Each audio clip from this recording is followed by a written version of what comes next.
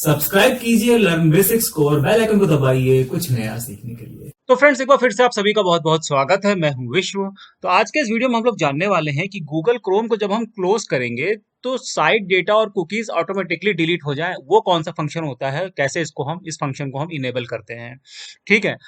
Google Chrome पर इससे पहले कई इंपॉर्टेंट टॉपिक में कवर कर चुका हूँ। नीचे डिस्क्रिप्शन में प्लेलिस्ट का लिंक दिया है, वहां से जाकर के आप वो वीडियोस देख सकते हैं।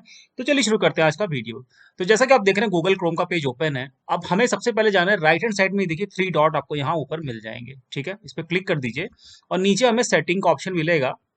सेटिंग के ऑप्शन पे हमें क्लिक करना है। तो जैसे ही हम सेटिंग के ऑप्शन पे क्लिक करेंगे, सेटिंग का पेज ओपन हो गया। यहाँ पे हमको जाना है लेफ्ट हैंड साइड में प्राइवेसी एंड सेटिंग, इस पे क्लिक कर दीजिए। प्राइवेसी एंड सेटिंग के अंदर हमको राइट हैंड साइड में बहुत सारे ऑप्शन मिलेंगे। हमको क्लिक करना है cookies and other site data. ठीक है, बस इस पे क्लिक कर दीजिए।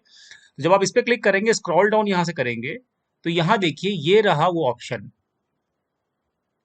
Clear cookies and site data when you quit Chrome. मतलब जब आप गूगल क्रोम को बंद करेंगे तो कुकीज और साइट डेटा अपने आप ही मतलब वहां से क्लियर हो जाएगा, मतलब हट जाएगा। ठीक है, इसको यहाँ से इनेबल करते ही ये फंक्शन यहाँ से ऑन हो जाता है। ठीक है,